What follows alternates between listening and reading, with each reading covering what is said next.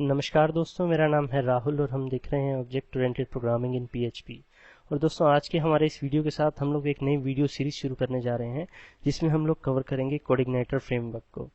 तो दोस्तों, इससे पहले कि हम लोग कोडिग्नेटर फ्रेमवर्क की डिटेल्स में जाएं, कोऑर्डिनेटर की डिटेल्स में जाएं कि वो कैसे काम करता है, उसके क्या क्या फंक्शन होते हैं, उससे पहले मैं ये समझता हूँ कि हमें ये जान लेना चाहिए कि कोऑर्डिनेटर एक्चुअली है क्या। तो दोस्तों, आप लोग ज़्यादातर जो जवाब सुनने को मिलता है वो ये है कि कोऑर्डिनेटर एक एमवीसी फ्रेमवर्क है। दोस्तों, इस जवाब में कुछ कमी नहीं है, कुछ गलती नहीं है, ठीक जवाब है एकदम। लेकिन इसकी डिटेल्स अगर हम किसी से पूछें कि एमवीसी क्या है और फ्रेमवर्क क्या है, तो वो शायद कुछ लोगों को पता होता है, लेकिन ज़्यादातर लोग इसके बारे में नहीं जानते हैं। तो दोस्तों, ये मैं पहले आपको बता देता हूँ। तो एमवीसी क्या है? एमवीसी बेसिकली एक डिज़ाइन पैटर्न है। देखिए, किसी भी प्रोग्रामिंग लैंग्वेज में डिज़ाइन पैटर्न्स होते हैं। डिज़ाइन पैटर्न यानी कि किस तरह से हम लोग कोड को मैनेज करते हैं। जैसे कि डिपेंडेंसी इंजेक्शन होता है, जिसमें कि एक एक इंडिविजुअल क्लासेस को डिपेंडेंसी जो है एक दूसरे पे वो इंजेक्ट की जाती है, तो उसको डिपेंडेंसी इंजेक्शन कहते हैं। इसी तरह से एक डेकोरेशन पैटर्न होता है, इसी तरह से एक फैक्ट्री पैटर्न होता है, एक सिंगलटन पैटर्न होता है, उसी तरह से एक एमवीसी पैटर्न होता है, जिसमें हम लोग कोड को 3 हिस्सों में बांट देते हैं। और ये जो पैटर्न है, आप देखेंगे ज़्यादातर जो फ्रेमवर्क्स होते हैं पीएचपी के, वो कोऑर्डिनेटर है या जेंड है या सिम्फनी है या लैरावेल है, या जितने भी आजकल सबसे ज़्यादा चलने वाले फ्रेमवर्क्स हैं, वो लगभग सभी मेरे ख्याल में एमवीसी पैटर्न पे काम करते हैं।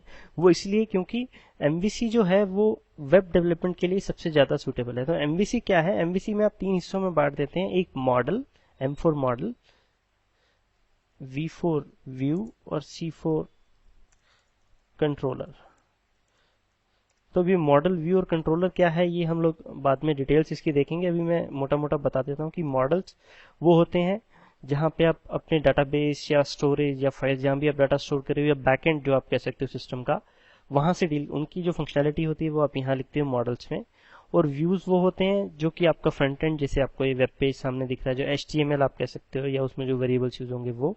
और कंट्रोलर वो होता है जो कि कंट्रोल करता है इन दोनों के बीच का कम्युनिकेशन। जो मॉडल और व्यू आपस में कम्युनिकेशन करते हैं, या यूजर जो आप URL हिट करते हो, वो रिक्वेस्ट सबसे पहले कंट्रोलर पे जाती है। तो कंट्रोलर जो है उस चीज को हैंडल करने का काम करता है, इसलिए उसका नाम भी कंट्रोलर है, जो कि कंट्रोल करता है। और दोस्तों, दूसरी चीज हमारी है फ्रेमवर्क। तो फ्रेमवर्क बेसिकली कुछ नहीं होता है, फ्रेमवर्क होता है कलेक्शन ऑफ रीयूजेबल लाइब्रेरीज। यानी कि देखिए, अभी तक जब भी हमने ऑब्जेक्ट ओरिएंटेड प्रोग्रामिंग की बात की है, तो हमेशा यही बात होती है कि आप कोड को मैनेजेबिलिटी और कोड की रीयूजेबिलिटी। तो रीयूजेबिलिटी मतलब कि आप एक लाइब्रेरी लिखते हो, एक क्लास लिखते हो, उसको आप अपने मल्टीपल प्रोजेक्ट्स में यूज कर पाते हो। जैसे कि डाटाबेस की क्लास का हमने जिक्र किया है पहले, कि डाटाबेस इंटरेक्शन के लिए सिलेक्ट, इंसर्ट, अपडेट के आपने मेन फंक्शन बना लिए, वो आप किसी भी प्रोजेक्ट में यूज कर पाओ। उसके लिए आपने एक क्लास बना दी, तो वो एक लाइब्रेरी हो गई। या आपने FTP सर्वर के साथ अगर डील करने के लिए कोई एक क्लास बना दी, एक लाइब्रेरी बना दी। या फिर फाइल्स के साथ डील करने के लिए, या URL के साथ डील करने के लिए, इस तरह की आप लाइब्रेरीज बनाते हो, तो उनकी जो कलेक्शन इकट्ठी, जो अलग अलग लाइब्रेरीज मिलके एक फ्रेमवर्क बन जाता है। तो उसी तरह का एक फ्रेमवर्क है दोस्तों कोडिग्नाइटर, जैसा कि हम लोग जानते हैं। तो कोडिग्नाइटर को हम यूज क्यों करें? सबसे पहले एक दूसरा सवाल ये खड़ा हो जाता है कि वाई यूज कोडिग्नाइटर। जैसे अभी अभी मैंने बात की कि बहुत सारे फ्रेमवर्क्स हैं, जेंड है, सिम्फनी है। जेंड काफी अच्छा, जेंड वो कंपनी है जो कि PHP का बैकएंड है, PHP जो चलाती है आज के टाइम में, वो कंपनी है जेंड। तो उनका फ्रेमवर्क हम क्यों यूज नहीं करेंगे? वो ऑब्वियसली ज्यादा एडवांस होगा।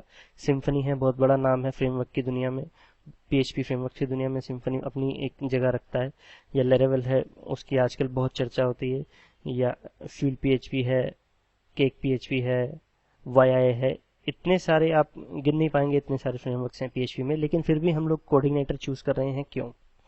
या आप देखते हैं कि अगर आप जॉब के लिए जाएं, या किसी भी इंटरव्यू के लिए जाएंगे कहीं पे, या किसी भी कंपनी में जाएंगे, तो वहाँ सबसे पहले जो सवाल पूछा जाता है, कैंडिडेट को पूछा जाता है कि फ्रेमवर्क जानते हो? तो कोऑर्डिनेटर जानते हो क्या?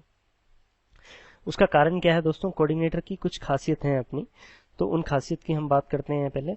कोऑर्डिनेटर एक तो लाइट वेट है। देखिए, जब भी अब ये लाइब्रेरीज की कलेक्शन तो हमने कर ली, लेकिन जितनी ज्यादा लाइब्रेरीज होंगी, जितना ज्यादा कोड होगा, उसको मैनेज करने के लिए जो प्रोग्रामिंग की जाती है, वो सर्वर पे लोड भी उतना ज्यादा देती है। तो उस लिहाज से कोऑर्डिनेटर बहुत हल्का है। इसकी जो लाइब्रेरीज हैं, लाइब्रेरीज की जो कलेक्शन है, नंबर ऑफ लाइब्रेरीज जितनी है, उसके हिसाब से जो मेमोरी कंज्यूम करता है वो बहुत कम करता है। ये इसका एक बेनिफिट है। दूसरा, अगर आप ऑब्जेक्ट ओरिएंटेड प्रोग्रामिंग में नए हैं तो इसको सीखना बहुत आसान है। मतलब इसमें बेसिक बेसिक चीज़ें भी बहुत आसानी से समझाई जाती हैं ताकि आप अच्छे से एक प्रोग्राम बना सकें। और मीडियम से स्मॉल से मीडियम लेवल की प्रोग्राम्स बनाने के लिए कोऑर्डिनेटर बहुत अच्छा फ्रेमवर्क है। क्योंकि आप देखेंगे कि लार्ज लेवल के, लार्ज साइज के जो प्रोग्राम्स होते हैं बहुत कम होते हैं। ज़्यादातर जो प्रोग्राम्स होते हैं वो मीडियम से लो साइज के होते हैं। तो उस लेवल पे कोऑर्डिनेटर बहुत अच्छा फिट होता है। और तीसरी जो सबसे मेन पॉइंट है इसका, वो ये है कि जो इसकी डॉक्यूमेंटेशन है वो बहुत अच्छी है। अब वो उसका क्या फायदा है दोस्तों, देखिए फ्रेमवर्क है आप ये, और आज की डेट में जितने भी फ्रेमवर्क्स की हमने बात की अभी, वो सभी के सभी ओपन सोर्स हैं। ओपन सोर्स सॉफ्टवेयर में सबसे बड़ी जो परेशानी आती है वो आती है उसकी डॉक्यूमेंटेशन की। उसको यूज कैसे करेंगे, वो प्रोग्राम तो बना दिया उसके डेवलपर्स ने, लेकिन उसको आप यूज कैसे करेंगे वो बताने वाला कौन है। तो वो उसका एकमात्र जरिया होता है डॉक्यूमेंटेशन। तो डॉक्यूमेंटेशन दोस्तों कोऑर्डिनेटर की जो है बहुत अच्छी है। उसका मैं आपको दिखा देता हूँ। आप coordinator.com पे जाएंगे। देखिए कोऑर्डिनेटर एक जो प्रोडक्ट है वो एलिस लैब कंपनी का प्रोडक्ट है। पहले कोऑर्डिनेटर की वेबसाइट एक डेडिकेटेड होती थी coordinator.com, लेकिन अभी आप coordinator.com पे जाओगे तो वो आपको यहीं रीडायरेक्ट कर देगा। तो इस पेज पे आप नीचे जाइए, यहाँ पे आपको लिंक मिलेगा CI यूजर गाइड। तो इस यूजर गाइड में आप जाएंगे, यहाँ पे आपको सारी की सारी, ये देखिए ये टेबल ऑफ कंटेंट्स है। कोऑर्डिनेटर के जितने फंक्शंस हैं, जितनी क्लासेस, जितनी लाइब्रेरीज हैं, वो कैसे यूज होगा, इंस्टॉलेशन से लेके ये देखिए आप बेसिक इन्फो की सर्वर रिक्वायरमेंट कितनी है, लाइसेंस एग्रीमेंट उसका क्या है से लेके, और उसको कैसे डाउनलोड करना है, कैसे इंस्टॉल करना है, अपग्रेड कैसे करना है, ट्रबल शूटिंग और इंट्रोडक्शन और ट्यूटोरियल्स और जनरल टॉपिक्स में आप ये देखिए मॉडल्स, व्यूज और जितनी क्लासेस हैं, जितने ड्राइवर्स, हेल्पर्स, मतलब एक से लेके A to Z जिसको बोलते हैं, जितनी भी इसके फंक्शंस हैं, जितनी फंक्शनैलिटी है, जिस तरह से जितना भी कोऑर्डिनेटर काम कर सकता है, उस सब की डिटेल्स आपको यहाँ पे मिलेगी एक एक बारीकी में। आप देखिए ये टेबल ऑफ कंटेंट्स शॉर्टकट है, आप नहीं तो यहाँ पे भी क्लिक करके जाएंगे इस पेज पे, तो वही का वही आपको सब मिल जाएगा यहाँ पे। A to Z जैसे मैं अभी बोल रहा था ना कि 1 से लेके 100 तक सारी की सारी डिटेल्स कोऑर्डिनेटर प्रोजेक्ट की आपको यहाँ पे अवेलेबल हैं। कौन कौन सी क्लासेस हैं, वो किसी भी आप क्लास पे क्लिक करके देखिए तो उसमें कौन कौन से फंक्शन हैं, आप वो कैसे यूज कर सकते हो, विद एग्जांपल आपको यहाँ पे दिए हुए हैं। तो ये एक बहुत बड़ा बेनिफिट है कोऑर्डिनेटर को यूज करने का, कि आपको कहीं से हेल्प लेने की जरूरत ही नहीं पड़ती। आप यहाँ डॉक्यूमेंटेशन में पढ़ लीजिए तो हर चीज आपको बहुत अच्छे से समझ में आ जाएगी। तो ये दोस्तों बहुत बड़ा बेनिफिट है कोऑर्डिनेटर यूज करने का। अब हम ये देखते हैं कि इसको हम लोग डाउनलोड और इंस्टॉल कैसे करते हैं। दोस्तों PHP फ्रेमवर्क में खासतौर पे कोऑर्डिनेटर में ऐसा कुछ इंस्टॉलेशन जैसा कुछ खास नहीं होता। आप यहाँ से डाउनलोड करेंगे, डाउनलोड पे आप क्लिक करेंगे तो फाइल डाउनलोड के लिए आ जाती है। मैंने इसको डेस्कटॉप पे सेव कर लिया। ये एक जिप फाइल है, इसको आप खोलेंगे तो ये कोऑर्डिनेटर 2.2.0 का जो इसका वर्जन है 2.2 लेटेस्ट वाला, उसका फोल्डर है। आप इसको एक्सट्रैक्ट कर लीजिए और अपने वैम्प के www फोल्डर के अंदर डाल लीजिए। मैंने ऑलरेडी वो कर लिया है एक्सट्रैक्ट करके, और मैंने अपने इसको कोड एडिटर में भी खोल लिया। मैंने उस फोल्डर का नाम चेंज कर दिया है CI। जब आप ये डाल देंगे और आप अपने लोकल होस्ट पे जाके एक्सेस कीजिए, localhost/CI मैंने यहाँ डाला, तो देखिए वेलकम टू कोऑर्डिनेटर ये पेज आ गया। इसका मतलब ये है कि आपका कोऑर्डिनेटर इंस्टॉल हो गया। इसमें इंस्टॉलेशन जैसा आपने देखा जैसे कि कोई खास बड़ी चीज नहीं है।